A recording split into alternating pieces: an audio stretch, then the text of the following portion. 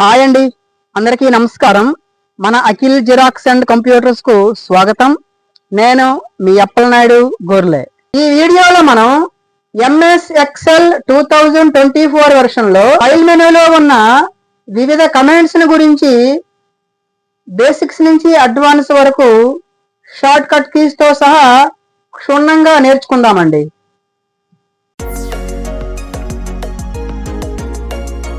MS Excel 2024 version లో XL new file ని ఏ విధంగా క్రియేట్ చేయాలో ఇప్పుడు చూద్దామండి. మెథడ్ 1 లో ఎంఎస్ ఎక్సెల్ న్యూ ఫైల్ ని ఏ విధంగా క్రియేట్ చేయాలో చూద్దామండి. దానికోసం మౌస్ యొక్క రైట్ బటన్ క్లిక్ చేసుకుంటే ఒక మెనూ డిస్ప్లే అయింది. దీంట్లో చాలా ఆప్షన్లు ఉన్నాయి. వీటిలో నుంచి న్యూ అనే ఆప్షన్ చూస్ చేసుకుంటే మరో మెనూ డిస్ప్లే అయింది చూడండి. వీటిలో కూడా చాలా ఆప్షన్లు ఉన్నాయి. వీటిలో నుంచి మైక్రోసాఫ్ట్ ఎక్సెల్ వర్క్ షీట్ అనే ఆప్షన్ని మౌస్ యొక్క లెఫ్ట్ బటన్తో చూస్ చేసుకుంటే మనకు ఎక్సెల్ ఫైల్ అనేది క్రియేట్ అయిపోయింది. దీనికి మనము ఫైల్ నేమ్ ఇచ్చుకోవచ్చు. ఫైల్ నేమ్ ఇచ్చి ఎంటర్ చేస్తే మనము ఎంటర్ చేసిన పేరుతో ఒక న్యూ ఎక్సెల్ ఫైల్ అనేది క్రియేట్ అయిపోయింది అనమాట. ఈ విధంగా. నెక్స్ట్ మెథడ్ 2 లో ఎక్సెల్ న్యూ ఫైల్ ని ఏ విధంగా క్రియేట్ చేయాలో చూద్దాం. దానికోసము విండోస్ బటన్ ప్రెస్ చేసి లేదంటే సెర్చ్ బార్కి వెళ్తే ఇలా మనకు కొన్ని ఆప్షన్లు కనిపిస్తాయి. వీటిలో ఎక్సెల్ అనే ఆప్షన్ని మౌస్ యొక్క లెఫ్ట్ బటన్తో చూస్ చేసుకుంటే ఇలా మరికొన్ని ఆప్షన్స్ కనిపిస్తాయి. వీటిలో బ్లాంక్ వర్క్ బుక్ అనే ఆప్షన్ని మౌస్ యొక్క లెఫ్ట్ బటన్తో చూస్ చేసుకుంటే ఈ బుక్ 1 అనే పేరుతో ఒక న్యూ ఎక్సెల్ ఫైల్ క్రియేట్ అయిపోయి ఓపెన్ అయిపోయింది అనమాట. ఇక్కడ మనం క్రియేట్ చేసుకున్న బుక్ 1 పేరుతో ఒక ఫైల్ ఉంది. ఇదే విధంగా బుక్ 2 అనే పేరుతో మరో ఎక్సెల్ ఫైల్ కావాలంటే క్రియేట్ చేసుకోవచ్చండి. అంటే ఓపెన్లో ఉన్న ఎక్సెల్ ఫైల్తో పాటు మరో న్యూ ఎక్సెల్ ఫైల్ కావాలంటే క్రియేట్ చేసుకోవచ్చు అన్నమాట. దానికోసం ఫైల్ మెనూకి వెళ్ళి ఈ న్యూ అనే ఆప్షన్ చూస్ చేసుకొని ఈ వచ్చిన ఆప్షన్స్లో బ్లాంక్ వర్క్ బుక్ అనే ఆప్షన్ చూస్ చేసుకుంటే చాలండి, మరొక ఫైల్ క్రియేట్ అయిపోతుంది అనమాట. చూడండి, ఇక్కడ బుక్ 2 ఫైల్తో మరో ఎక్సెల్ ఫైల్ అనేది క్రియేట్ అయ్యింది. ఒకటి బుక్ 1 పేరుతో ఉంది, మరొకటి బుక్ 2 పేరుతో ఉంది అనమాట. ఈ విధంగా ఒక ఫైల్ ఓపెన్లో ఉండగా మరో న్యూ ఎక్సెల్ ఫైల్ కావాలనుకున్నప్పుడు ఈ ఫైల్లో ఉండగానే మరో న్యూ ఎక్సెల్ ఫైల్ని క్రియేట్ చేసుకోవచ్చు అన్నమాట. ఈ విధంగా ఎక్సెల్ న్యూ ఫైల్ని క్రియేట్ చేసుకోవచ్చండి. ఎంఎస్ ఎక్సెల్ 2024 వెర్షన్లో మనం క్రియేట్ చేసుకున్న ఎంఎస్ ఎక్సెల్ ఫైల్ని ఏ విధంగా ఓపెన్ చేయాలి, మరియు ఓపెన్ చేసుకున్న ఫైల్ని ఏ విధంగా క్లోజ్ చేయాలి అనే అంశాలకు సంబంధించి షార్ట్ కట్ కీస్తో సహా స్టెప్ బై స్టెప్ నేర్చుకుందామండి.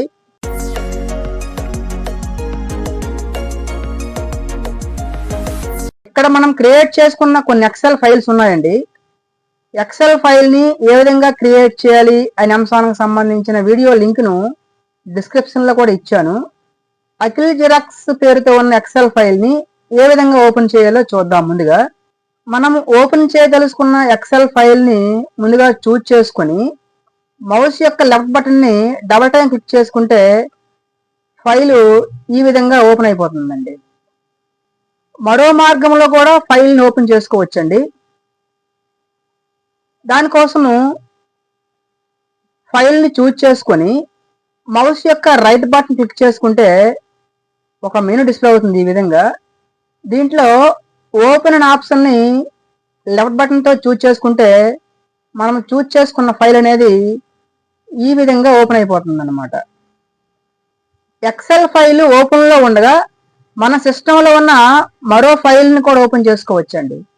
అది ఎలా అంటే ముందుగా ఫైల్ మెనూకి వెళ్ళి ఈ ఓపెన్ అనే ఆప్షన్ని చూస్ చేసుకొని ఈ బ్రౌజ్ చేసుకొని మన సిస్టంలో ఉన్న ఫైల్ లొకేషన్ని సెలెక్ట్ చేసుకొని ఫైల్ని కూడా చూస్ చేసుకొని ఓపెన్ చేసుకుంటే మనం చూస్ చేసుకున్న ఫైల్ అనేది ఓపెన్ అయిపోతుంది అనమాట. అంటే ఈ విధంగా మన ఎక్సెల్ ఫైల్ ఓపెన్ ఉండగానే మన సిస్టంలో ఉన్న మరో ఫైల్ని కూడా ఓపెన్ చేసుకోవచ్చు. దీనికోసం మనము షార్ట్ కట్ కమాండ్స్ కూడా ఉపయోగించుకోవచ్చు. అది ఎట్లాగంటే కీబోర్డ్లో Ctrl+O అని ప్రెస్ చేసి ఇంతకుముందు చెప్పినట్టుగానే బ్రౌజ్ చేసుకొని మన సిస్టంలో ఉన్న ఫైల్ని చూస్ చేసుకుని ఓపెన్ చేసుకోవచ్చండి. ఈ విధంగా అంటే ఇన్ని మార్గాలలో మన ఎక్సెల్ ఫైల్ని ఓపెన్ చేసుకోవచ్చు అనమాట. నెక్స్ట్ ఫైల్ని ఏ విధంగా క్లోజ్ చేయాలో చూద్దామండి.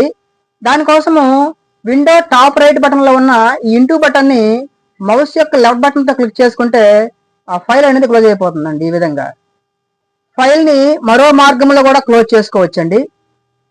చూద్దాం ఒకసారి.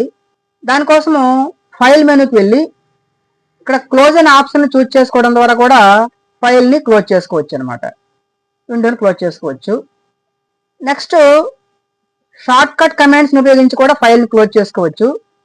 అది ఎలా అంటే కీబోర్డ్లో Alt+F4ని క్లిక్ చేయడం ద్వారా కూడా ఫైల్ని క్లోజ్ చేసుకోవచ్చు. ఈ విధంగా ఎక్సెల్ ఫైల్ని ఓపెన్ చేసుకోవచ్చు మరియు క్లోజ్ చేసుకోవచ్చు అండి. ఎంఎస్ ఎక్సెల్ 2024 వెర్షన్లో ఎక్సెల్ ఫైల్ని ఏ విధంగా సేవ్ చేయాలి మరియు ఏ విధంగా సేవ్ చేసుకోవాలి, అదేవిధంగా ఆటో సేవ్ని ఏ విధంగా చేసుకోవాలి అనే అంశాలకు సంబంధించి షార్ట్ కట్ కీస్తో సహా స్టెప్ బై స్టెప్ చూద్దామండి.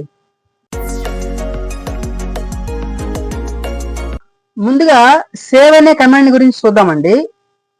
ఈ ఫైల్ని సేవ్ చేయాలంటే ఫైల్ మెనూకి వెళ్తే ఇలా మనకు కొన్ని ఆప్షన్లు కనిపిస్తాయి.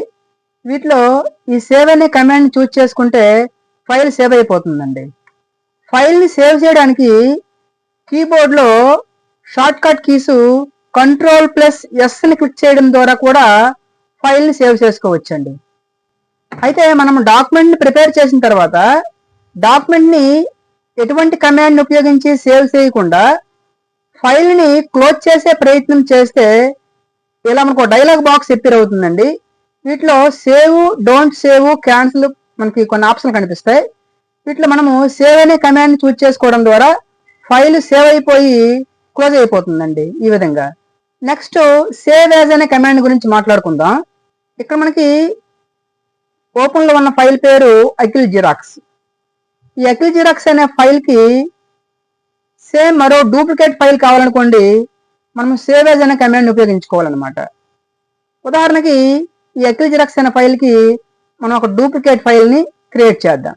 దానికోసము ఫైల్ మెనూకి వెళ్ళి ఇక్కడ మనకు కనిపిస్తున్న ఆప్షన్లో ఈ సేవ్ యాజ్ అనే కమాండ్ని చూస్ చేసుకొని డూప్లికేట్ ఫైల్ని ఏ లొకేషన్లో సేవ్ చేయదలుచుకున్నామో ఆ లొకేషన్ని చూస్ చేసుకొని ఇక్కడ నేను డెస్క్టాప్ని చూస్ చేసుకుంటున్నాను. ఇక్కడ ఆల్రెడీ అఖిల్ జిరాక్స్ పేరుతో ఫైల్ ఉంది కాబట్టి మనము ఈ అఖిల్ జిరాక్స్ 2 అని ఇద్దాం ఫైల్ నేము. సేవ్ చేద్దాం. చూడండి, మనం డెస్క్టాప్కి వెళ్ళి చూద్దాం ఒకసారి. చూడండి, అఖిల్ జిరాక్స్కి డూప్లికేట్ ఫైలు అఖిల్ జిరాక్స్ 2 అనే మరో ఫైల్ అనేది క్రియేట్ అయిపోయింది అనమాట. మనం కీబోర్డ్లో Alt+F2 అనే షార్ట్ కట్ కమాండ్స్ని క్లిక్ చేయడం ద్వారా కూడా ఈ సేవ్ యాజ్ కమాండ్ని ఉపయోగించి డూప్లికేట్ ఫైల్ని క్రియేట్ చేసుకోవచ్చు అనమాట. మనం 3 ఇద్దాం, సేవ్ చేద్దాం. మనం ఈ విధంగా కూడా షార్ట్ కట్ కీస్ని ఉపయోగించి సేవ్ యాజ్ ద్వారా డూప్లికేట్ ఫైల్ని క్రియేట్ చేసుకోవచ్చు అనమాట. మనం ఏదైనా ఒక డాక్యుమెంట్ని ప్రిపేర్ చేస్తున్న సందర్భంలో ఫైలు అన్ఎక్స్పెక్టెడ్గా క్లోజ్ అయిపోయింది అనుకోండి, మనం కష్టపడి టైప్ చేసుకున్న డేటా అంతా పోతుంది. అట్లా కాకుండా మనము ఆటో సేవ్ అనే కమాండ్ని ఆన్లో పెట్టుకుంటే మన ఫైల్ అనేది ప్రతి 5 నిమిషాలకో 10 నిమిషాలకో ఆటోమేటిక్గా సేవ్ అయిపోతుంది అనమాట. దీనివలన మన ఫైల్ అనేది అన్ఎక్స్పెక్టెడ్గా క్లోజ్ అయిపోయినప్పటికీ డేటా అంతా భద్రంగా ఉంటుంది అనమాట. ఈ ఆటో సేవ్ని చేయాలంటే ఫైల్ మెనూకి వెళ్ళి ఈ మోర్లో ఆప్షన్స్ అనే కమాండ్ని చూస్ చేసుకుంటే ఇలా ఒక డైలాగ్ బాక్స్ అపియర్ అవుతుంది. దీంట్లో సేవ్కి వెళ్ళి ఇక్కడ వచ్చిన ఆప్షన్స్లో సేవ్ ఆటో రికవరీని టిక్ పెట్టుకొని ఇక్కడ టైం దగ్గర ఫైల్ అనేది ఎన్ని నిమిషాలకు ఒకసారి సేవ్ చేయాలనుకుంటున్నామో ఇక్కడ అన్ని నిమిషాలని ఎంటర్ చేసి నేను ఇక్కడ 5 ఇచ్చాను. 5 ఇచ్చి ఓకే చేసుకుంటే ప్రతి 5 నిమిషాలకి ఫైల్ అనేది ఆటోమేటిక్గా సేవ్ అయిపోతుంది అనమాట. ఓకే చేద్దాం. దీనివలన ఫైల్ అనేది అన్ఎక్స్పెక్టెడ్గా క్లోజ్ అయినప్పటికీ ఫైల్ ఆటోమేటిక్గా సేవ్ అవడం వలన డేటా అనేది భద్రంగా ఉంటుందన్నమాట. ఎంఎస్ ఎక్సెల్ 2024 వెర్షన్లో ఫైల్ మెనూలో ఉన్న print option, save as, export అని ఈ 3 కమాండ్స్ ద్వారా ఇంటర్నెట్ లేకుండానే ఆఫ్లైన్లో ఎక్సెల్ ఫైల్ని పీడిఎఫ్గా ఏ విధంగా కన్వర్ట్ చేయాలో స్టెప్ బై స్టెప్ నేర్చుకుందామండి. ఎక్సెల్ ఫైల్కి సంబంధించిన పేజ్ ఓరియంటేషను, పేజ్ మార్జిన్స్ వంటి పేజ్ సెటప్ సెట్టింగ్స్ని కరెక్ట్గా సెట్ చేసుకున్న తర్వాత ప్రింట్ ప్రీవ్యూని కూడా ఒకసారి చెక్ చేసుకొని తర్వాతే ఎక్సెల్ ఫైల్ని పీడిఎఫ్గా కన్వర్ట్ చేసుకోవాలండి. ఎందువల్లంటే పేజ్ సెటప్ సెట్టింగ్స్ని కరెక్ట్గా సెట్ చేసుకోకపోతే ఎక్సెల్ ఫైల్ అనేది పీడిఎఫ్గా ప్రాపర్గా కన్వర్ట్ అవ్వదు అనమాట. మెథడ్ 1లో ఎక్సెల్ ఫైల్ని పీడిఎఫ్గా ఏ విధంగా కన్వర్ట్ చేయాలో చూద్దాం. దానికోసము ఫైల్ మెనూకి వెళ్ళి ప్రింట్కి వెళ్ళి ఇక్కడ ప్రింటర్ దగ్గర మైక్రోసాఫ్ట్ ప్రింట్ పీడిఎఫ్ని చూజ్ చేసుకొని ప్రింట్కి వెళ్ళి ఈ పీడిఎఫ్ ఫైల్ని సేవ్ చేసుకున్న లొకేషన్ చూజ్ చేసుకొని నేను ఇక్కడ డెస్క్టాప్ని చూజ్ చేసుకున్నాను. ఫైల్ నేమ్ ఇచ్చుకొని నేను S1 అని ఫైల్ నేమ్ ఇస్తున్నాను. సేవ్ చేద్దాం. ఈ ఎక్సెల్ ఫైల్ అనేది డెస్క్టాప్ మీద S1 పేరుతో కన్వర్ట్ అయిపోయి సేవ్ అయిందనమాట. చూద్దాం ఒకసారి. చూడండి ఇక్కడ ఒకసారి ఈ ఫైల్ని ఓపెన్ చేసి చూద్దాం. ఫైల్ అయితే ఎక్సెల్ నుండి పీడిఎఫ్ కన్వర్ట్ అయింది కానీ ప్రాపర్గా కన్వర్ట్ అవ్వలేదు. చూడండి ఒకసారి first page and second page మనం చూసినట్లయితే ఈ డాక్యుమెంట్ అనేది 2 భాగాలుగా డివైడ్ అయిపోయి మొదటి పేజీలో సగభాగము, రెండో పేజీలో సగభాగము వచ్చే విధంగా కన్వర్ట్ అయ్యింది. దీని వలన మనకి ఎటువంటి ప్రయోజనం లేదు. అయితే ఎక్సెల్ ఫైల్ అనేది పీడిఎఫ్లోకి ప్రాపర్గా కన్వర్ట్ అవ్వాలంటే ఈ పేజ్ సెటప్ని మనం చక్కగా సెట్ చేసుకోవాలండి. మనం ఒకసారి ఓరియంటేషన్ చేంజ్ చేసి చూద్దాం. పోర్ట్రేట్లో ఉన్నదాన్ని ల్యాండ్స్కేప్ చేంజ్ చేద్దాం.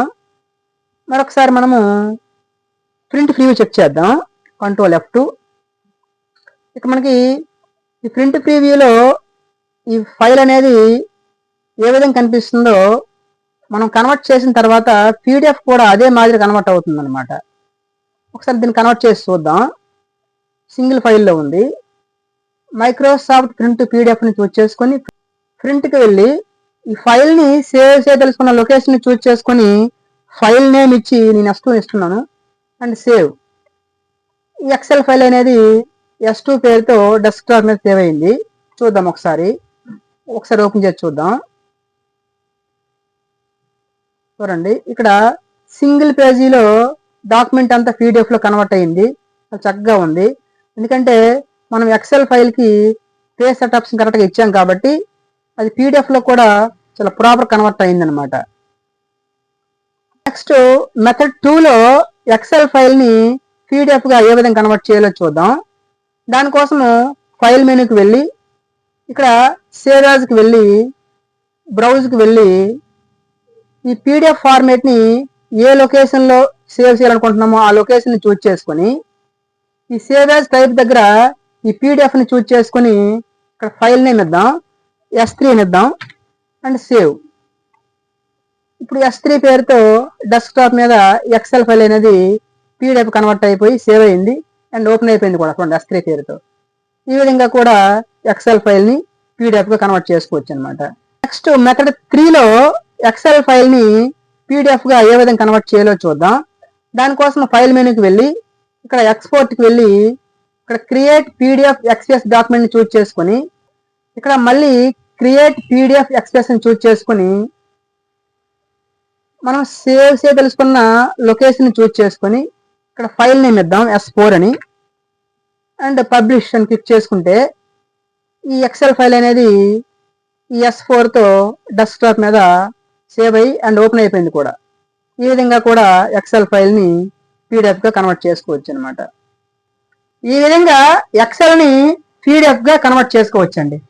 MS ఎక్సెల్ 2024 వెర్షన్లో ఎక్సెల్ ఫైల్ని ప్రింట్ ఏ విధంగా ఇవ్వాలి, ప్రింట్కి సంబంధించిన వివిధ రకాల సెట్టింగ్స్ని బేసిక్స్ నుంచి అడ్వాన్స్ వరకు స్టెప్ బై స్టెప్ క్షుణ్ణంగా నేర్చుకుందామండి.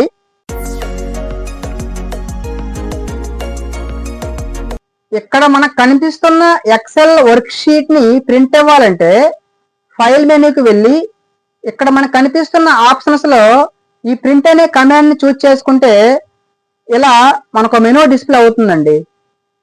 దీనికోసము కీబోర్డ్లో Ctrl+P అనే షార్ట్ కట్ కమాండ్స్ని కూడా ఉపయోగించుకోవచ్చు. ఈ మెనూలో రైట్ సైడ్ కనిపిస్తున్న ఈ భాగాన్ని ప్రింట్ ప్రివ్యూ అంటామండి. రాబోయే ప్రింట్ ఏ విధంగా వస్తుందో ముందుగానే చూపించేదే ప్రింట్ ప్రివ్యూ. ఈ లెఫ్ట్ సైడ్ కనిపిస్తున్న ఈ కమాండ్స్ అన్ని ప్రింట్కి సంబంధించిన సెట్టింగ్స్ అండి. ఈ వర్క్ షీట్ మనకి ఎన్ని కాపీస్ కావాలనుకుంటున్నామో ఇక్కడ అన్ని కాపీస్ని ఎంటర్ చేసుకొని ప్రింట్ ఇస్తే మనం ఎంటర్ చేసుకున్న ప్రకారము అన్ని కాపీస్ ప్రింట్ వస్తుంది అనమాట. ఈ ప్రింటర్ దగ్గర సెలెక్ట్ చేసుకుంటే మన సిస్టమ్కి కనెక్ట్ అయి ఉన్న ప్రింటర్స్ లిస్ట్ అనేది కనిపిస్తుంది. మనము ఏ ప్రింటర్కి అయితే ప్రింట్ ఇవ్వాలనుకుంటున్నామో ఆ ప్రింటర్ చూజ్ చేసుకొని ప్రింట్ ఇస్తే మనం సెలెక్ట్ చేసుకున్న ప్రింటర్కి ప్రింట్ వస్తుంది అనమాట. ప్రింటర్ ప్రాపర్టీస్ గురించి మాట్లాడుకుందాం. ప్రింట్కి సంబంధించిన డిఫరెంట్ సెట్టింగ్స్ ఈ ప్రింటర్ ప్రాపర్టీస్ లో కూడా ఉంటాయండి. ఒకసారి చూద్దాం.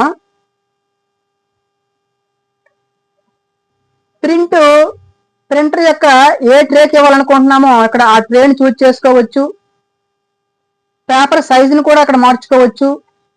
అదేవిధంగా ఓరియంటేషన్, పోర్ట్రేట్ కావాలా లేదంటే ల్యాండ్స్కేప్ కావాలా కూడా మార్చుకోవచ్చు. ఫోటో ప్రింట్ ఇచ్చినప్పుడు దానికి సంబంధించిన డిఫరెంట్ సెట్టింగ్స్ మనం ఇక్కడ మార్చుకోవచ్చు. ప్రింట్ యొక్క క్వాలిటీ స్టాండర్డ్ కావాలా లేదా హై క్వాలిటీ కావాలా మార్చుకోవచ్చు. ప్రింట్ కలర్ కావాలంటే కలరు, లేదంటే బ్లాక్ అండ్ వైట్ కావాలంటే బ్లాక్ అండ్ వైట్ ని ఇక్కడ మనం మార్చుకోవచ్చు. ఇక్కడ కూడా మనం నెంబర్ ఆఫ్ కాపీస్ ని మార్చుకోవచ్చు. ఇక్కడ అన్ని సెట్టింగ్స్ ని మార్చుకున్న తర్వాత ఓకే చేసి ప్రింట్ ఇచ్చుకుంటే మనం ప్రింటర్ ప్రాపర్టీస్ లో మార్చుకున్న ప్రకారము ప్రింట్ వస్తుంది అన్నమాట. నెక్స్ట్ ఈ సెట్టింగ్స్ గురించి మాట్లాడుకుందామండి. దానికంటే ముందుగా మనం డాక్యుమెంట్ లోకి వెళ్దాం. ఇక్కడ మనకు కనిపిస్తున్న ఎక్సెల్ వర్క్ బుక్ లో డిఫరెంట్ వర్క్ షీట్స్ ఉన్నాయండి. వర్క్ షీట్ 1, వర్క్ షీట్ 2, 3, 4, 5 అని. ఇక్కడ మనము ఇండివిజువల్ గా ఒక్కో వర్క్ షీట్ ని సెలెక్ట్ చేసుకొని ఆ పర్టికులర్ వర్క్ షీట్ ని ప్రింట్ ఇచ్చుకోవచ్చు. లేదంటే అన్ని వర్క్ షీట్స్ ని ఒకేసారి ప్రింట్ ఇచ్చుకోవచ్చు. అంటే ఎంటైర్ వర్క్ బుక్ ని ఒకేసారి ప్రింట్ అవ్వచ్చు అన్నమాట.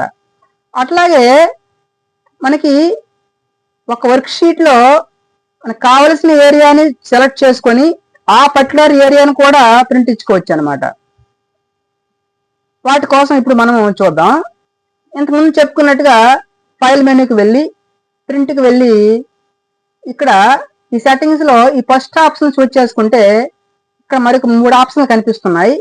వీటిలో ప్రింట్ యాక్టివ్ షీట్ ని చూస్ చేసుకుంటే మనము ఏ వర్క్ షీట్ లో ఉన్నామో ఆ వర్క్ షీట్ మాత్రమే ప్రింట్ వస్తుంది అనమాట. చూడండి, ఇక్కడ ఒక పేజీ మాత్రమే సెలెక్ట్ అయ్యింది, ఒక వర్క్ షీట్ మాత్రమే సెలెక్ట్ అయింది అనమాట. ఇది మాత్రమే ప్రింట్ వస్తుంది. అట్లా కాకుండా మనకు వర్క్ బుక్ లో ఉన్న అన్ని వర్క్ షీట్స్ ప్రింట్ కావాలంటే, అంటే ఎంటైర్ వర్క్ బుక్ ప్రింట్ కావాలంటే ఈ second option print entire work book ని చూస్ చేసుకుంటే మనకు వర్క్ బుక్ లో ఉన్న అన్ని షీట్స్ ని ఒకేసారి ప్రింట్ అవ్వచ్చు అనమాట. చూడండి, ఇక్కడ 15 పేజీలు కనిపిస్తున్నాయి. ఈ 15 పేజీలని మనం ఒకేసారి ప్రింట్ ఇచ్చుకోవచ్చు అనమాట. Work sheet 1, second work sheet, third work sheet. అంటే ఇక్కడ ఎంటైర్ వర్క్ బుక్ ని ఆప్షన్ మనం చూస్ చేసుకుంటే వర్క్ బుక్ లో ఉన్న అన్ని వర్క్ షీట్స్ ని మనం ఒకేసారి ప్రింట్ ఇచ్చుకునే అవకాశం ఉందన్నమాట. అట్లాగే ఒక వర్క్ షీట్ లో పర్టికులర్ ఏరియాని ప్రింట్ అవ్వాలంటే మనకి ఏ ఏరియా అయితే ప్రింట్ అవసరం అనుకుంటున్నామో ఆ పర్టికులర్ ఏరియాని సెలెక్ట్ చేసుకొని ప్రింట్కి వెళ్ళి ఇక్కడ థర్డ్ ఆప్షన్ ప్రింట్ సెలెక్షన్ ని చూస్ చేసుకుంటే మనం సెలెక్ట్ చేసుకున్న ఏరియా మాత్రమే ప్రింట్ వస్తుంది అనమాట. నెక్స్ట్ సెట్స్ వైజ్ గా ఏ విధంగా ప్రింట్ అవ్వాలి చూద్దాం. దానికోసము ఇంతకుముందు చెప్పినట్టుగా ఫైల్ మెనూకి వెళ్ళి ప్రింట్కి వెళ్ళి ఈ సెట్టింగ్స్ లో ఈ క్వాలిటెడ్ దగ్గర మనం క్లిక్ చేసుకుంటే ఇక్కడ 2 ఆప్షన్లు ఉంటాయి, క్వాలిటెడ్ అండ్ అన్క్వాలిటెడ్. క్వాలిటెడ్ లో ఉంచుకొని ప్రింట్ ఇస్తే ప్రింట్ అనేది సెట్స్ వైజ్ గా ప్రింట్ వస్తుంది. ఇక్కడ ఉన్న 3 పేజీల్ని మనము ఒక 5 సెట్లుగా ప్రింట్ ఇచ్చామనుకోండి, 1, 2, 3, 1, 2, 3, 1, 2, 3 ఈ విధంగా సెట్స్ వైజ్ గా ప్రింట్ వస్తుంది అనమాట. అట్లా కాకుండా అన్క్వాలిటెడ్ లో ఉంచి ప్రింట్ ఇస్తే 5 కాపీలు అనేవి ఫస్ట్ పేజీ 5 కాపీలు, సెకండ్ పేజీ 5 కాపీలు, థర్డ్ పేజీ 5 కాపీలు ఇలా వస్తుంది అనమాట. నెక్స్ట్ ఇక్కడ కూడా మనము ఓరియంటేషన్ చేంజ్ చేసుకోవచ్చు, పోర్ట్రేట్, ల్యాండ్స్కేప్ మార్చుకోవచ్చు అనమాట. అదేవిధంగా ఇక్కడ మన పేపర్ సైజుని కూడా మార్చుకోవచ్చు. ఇక్కడ మనకు కనిపిస్తున్న ఎక్సెల్ వర్క్ షీట్ ని ప్రింట్ ఇచ్చే ప్రయత్నం చేద్దామండి. Control P. ఇక్కడ ప్రింట్ ప్రివ్యూలో మనం బాగా గమనించినట్లయితే ప్రింట్ అనేది 4 పేజీలు చూపిస్తుంది. చూడండి, ఇక్కడ first page, second page, third page, fourth page. Print setup అనేది సరిగా చేయకపోవడం వలన 2 పేజీలలో రావలసిన ప్రింట్ అనేది 4 పేజీలు చూపిస్తుంది. మనం దీనిని పేజీ మార్జిన్స్ ని చేంజ్ చేయడం ద్వారా 2 పేజీలుగా సెట్ చేద్దాం. దానికోసము పేజ్ మార్జిన్స్కి వెళ్తే ఇక్కడ డిఫాల్ట్ గా కొన్ని మార్జిన్స్ మనకు కనిపిస్తాయి. వీటిలో మనకు కావలసిన దాన్ని చూజ్ చేసుకోవచ్చు. లేదంటే మనకు నచ్చిన విధంగా మార్జిన్స్ ని ఇవ్వాలనుకున్నప్పుడు ఈ లాస్ట్ ఆప్షన్ కస్టమ్ మార్జిన్స్ ని చూజ్ చేసుకుంటే ఇలా మనకు మెనూ డిస్ప్లే అవుతుంది. దీంట్లో మనకు చాలా ఆప్షన్లు ఉన్నాయి. ముందుగా మనకి ప్రీవ్యూలో చూసినట్లయితే లెఫ్ట్ తక్కువ మార్జిన్ ఉంది, రైట్ సైడ్ ఎక్కువ మార్జిన్ ఉంది. మనం దీనిలో సెంటర్ తేవాలనుకున్నప్పుడు సెంటర్ ఆన్ పేజ్ దగ్గర హారిజంటల్లీ, వెర్టికల్లీ టిక్ పెట్టుకుని ఓకే చేసుకుంటే డాక్యుమెంట్ హారిజంటల్లీ, వెర్టికల్లీ సెంటర్ లో వస్తుందండి. చూడండి ఈ విధంగా. నెక్స్ట్ మనము మార్జిన్స్ ని తగ్గించే ప్రయత్నం చేద్దాం. లెఫ్ట్ కొంచెం తగ్గిద్దాం, రైట్ తగ్గిద్దాం, ఓకే చేద్దాం. మార్జిన్స్ తగ్గి కొన్ని కాలమ్స్ అనేవి మనకి అడ్జస్ట్ అయ్యాయి. అయినప్పటికీ 4 పేజీలు చూపిస్తుంది, ఒక కాలం అనేది అడ్జస్ట్ అవ్వలేదు. మనము దీనిని 2 పేజీలుగా సెట్ చేద్దాం. దీనికోసము మార్జిన్స్కి వెళ్ళి ఈ పేజ్ దగ్గర ఈ అడ్జస్ట్ 2 దగ్గర 100% ఉంది. మనం దీనిని ఒక 85 చేద్దాం, ఓకే చేద్దాం. చూడండి, ఇక్కడ డాక్యుమెంట్ అనేది 2 పేజీలు అడ్జస్ట్ అయిపోయింది, అన్ని కాలమ్స్ అడ్జస్ట్ అయిపోయాయి. మనం ఇంతవరకు మార్జిన్స్ ని చేంజ్ చేసి మనకి ఎన్ని పేజీలలో కావాలో అన్ని పేజీల్లోకి సెట్ చేసుకున్నాం కదండి.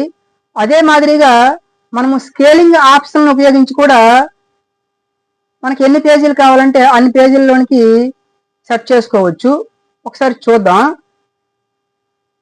ప్రింట్కి వెళ్ళి ఇక్కడ ఈ సెట్టింగ్స్ లో లాస్ట్ ఆప్షన్ స్కేలింగ్ లోకి వెళ్ళి ఫిట్ షీట్ ఆన్ 1 పేజీని చూజ్ చేసుకుంటే డాక్యుమెంట్ అంతా సింగిల్ పేజీలో అడ్జస్ట్ అయిపోతుందండి. చూద్దాం ఒకసారి. 4 పేజెస్ ఉన్నది అంతా సింగిల్ పేజీలోకి అడ్జస్ట్ అయిపోయింది. అట్లాగే మనకి కాలమ్స్ అన్ని ఒకే పేజీలోకి అడ్జస్ట్ అవ్వాలంటే ఫిట్ ఆల్ కాలమ్స్ ఆన్ 1 పేజీని చూజ్ చేసుకుంటే కాలమ్స్ అన్ని ఒకే పేజీలోకి అడ్జస్ట్ అయిపోతాయి అన్నమాట. ఈ విధంగా ఒక్కోసారి మనకి కొన్ని రోస్ నెక్స్ట్ పేజీలోనికి అడ్జస్ట్ అయిపోతాయి. ఆ నెక్స్ట్ పేజీలో ఉన్న కొన్ని రోస్ అన్ని ఒక పేజీలోనికి అడ్జస్ట్ అవ్వాలంటే ఫిట్ ఆల్ రోస్ ఆన్ 1 పేజీని చూజ్ చేసుకుంటే అన్ని రోస్ ఒకే పేజీలోకి అడ్జస్ట్ అయిపోతాయి. చూడండి ఈ విధంగా మనము ఈ స్కేలింగ్ ఉపయోగించి కూడా పేజ్ సెటప్ ని చేసుకోవచ్చు. ఇక్కడ మనం చివరిలో గమనించినట్లయితే పేజ్ సెటప్ అనే ఒక ఆప్షన్ ఉంది. మనం ఈ పేజ్ సెటప్ ని క్లిక్ చేసుకోవడం ద్వారా కూడా మనం ఇంతవరకు చెప్పుకున్న అన్ని రకాల పేజ్ సెటప్స్ ని సెట్ చేసుకోవచ్చు. ఈ ఓరియంటేషను, పేపర్ సైజు, అడ్జస్ట్మెంట్స్ చేసుకోవడం, మార్జిన్స్, అడ్రస్, ఫోటోస్ ఇవన్నీ మనం సెట్ చేసుకుని ఓకే చేసుకుంటే మనం ఇక్కడ సెట్ చేసుకున్న మాదిరిగా మన పేజీకి ఆ సెట్టింగ్స్ అన్ని అప్లై అయిపోతాయి అన్నమాట. ఇంతవరకు మీరు చూసిన ఈ వీడియోలో కంటెంట్ ఉంటేనే లైక్ చేయండి. మన ఫర్దర్ వీడియోస్ ఇంకా ఉన్నతంగా రావడానికి మీ విలువైన సూచనలను, సలహాలను కామెంట్స్ రూపంలో తెలియజేయండి. మన ఈ వీడియోను మీ మిత్రులకు షేర్ చేయండి. మన ఫర్దర్ వీడియోస్ మీకు నోటిఫికేషన్ రూపంలో రావడానికి మన ఛానల్ని సబ్స్క్రైబ్ చేయండి.